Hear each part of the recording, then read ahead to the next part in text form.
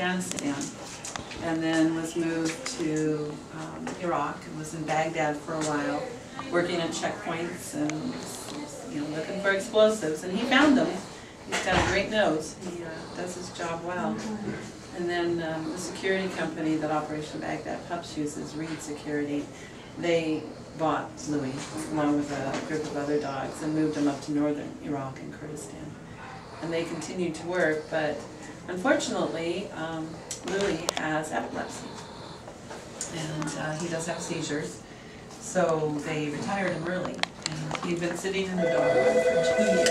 Wow. Not doing much of anything, and now that I know him so well, I know that that had to have just been torture. Because he's your typical lab. He wants to be around people, and he wants to go for rides in the car, and sleep on the end of the bed, which he quickly learned how nice that can be. Not really on the end of the bed, it's more on the pillow. Yeah, pushing you to the end of the bed. Yeah, he can be a bed hog. And, so we got Reed Security to release him actually, and 7 other of their dogs that were, well, one other was a yellow lab. He had epilepsy too, but he hadn't been having seizures. Looks like she's due for all her yearly stuff. We got Louie back here in our bed in Washington, D.C. did a thorough workup on him and changed his medication. And Monday of the 3 weeks that he's been on it, and he hasn't had a single seizure. Good. He used to have them. I kept a journal, and there wasn't any patterns. The only thing that was sort of a common element is if he got really excited about something, that would trigger. What is he on? I just saw that you had done it the last time. It starts with a Z. Yeah, but it's still due. And apparently it's a fairly new medication that they're using on dogs. Yep. And I mean, it's up to you. Phenobarbital, is that what he was on before? And that was because that was the only thing you could get in Iraq. And he was on 2 pills a day. No, we don't. As of Monday, yeah, you can get a coworker. Chris, our vet, said if he didn't have any seizures, make sure you get the front line, not like the hearts or anything like that. That we could take him from 2 pills twice a day down to just 2 So a try day. to get him off of his Phenobarb. No, the new one. The new one. And so he, since Monday, has been on just the 2 a day, and still no seizures. That's great. So, Yeah, that's a great drug. It is pretty new. I haven't had occasion to use it yet, but I've definitely got it in my well, he pocket. had, and he said that they're seeing good results. Yeah.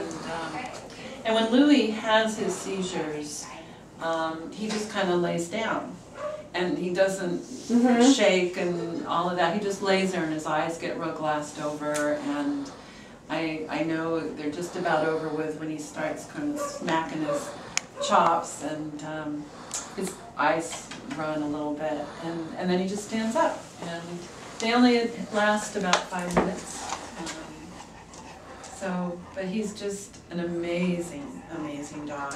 I think one of the reasons I didn't bring him here sooner to the U.S. is because I decided in January I was going to adopt him. But I was able in Kurdistan to use him to do some humane education with some of the children. Oh, yeah. And we worked with middle school kids. There were 4 groups of them. And many of them had never even touched a dog. Wow. Because they'd never had a safe opportunity to do it. And they were afraid.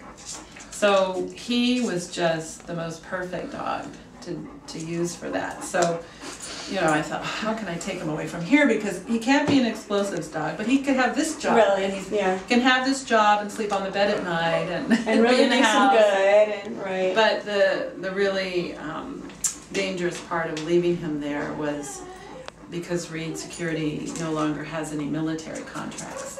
That doesn't entitle the dogs to be seen by a U.S. military veterinarian. So they have to depend upon the local Iraqi vets. And there are many of them, but because nobody really has pets in Iraq, they don't spend much time training them when it comes to dogs and cats. And they know everything there is to know about goats and sheep and chickens, but not dogs and cats. So, and with his health history. Yeah, and just simple things they wouldn't be equipped to deal with. So, my fear was if something happened to him that, if it were a problem that happened here, it would be easily taken care of, and over there it could cost him his life. How long have you had him back in the States? He's been back, it'll be a month on Okay. Monday. So, and he's gonna go live in California on our 10 acres with our dogs. And, he's gonna live the kind of life he should. We are gonna get him registered as a therapy dog because I know Louie likes having a job. And, You have someone there that can do the testing for you and everything when you get home. His therapy dog testing. yeah, and he will use him in the VA hospitals because I think the fact that he has served in Iraq, there's a real connection there. Yep. And he's like this all the time. Just good old lab. Huh? Just good old lab, and goes along with whatever, and there's 8 more that are over there that we're hoping to bring back in the fall, and there's more working dogs, and the ones that belong to the U.S. military, they have to bring them back, and they have to do the right thing by them. But the ones that are falling through the cracks are the ones that belong to the contractors. So that's what SPCAI International is trying to do. And do you?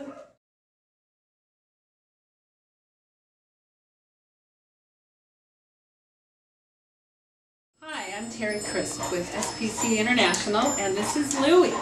And he and I love the pet doctor. And Louie's so glad to be here in the U.S. and no longer in Iraq.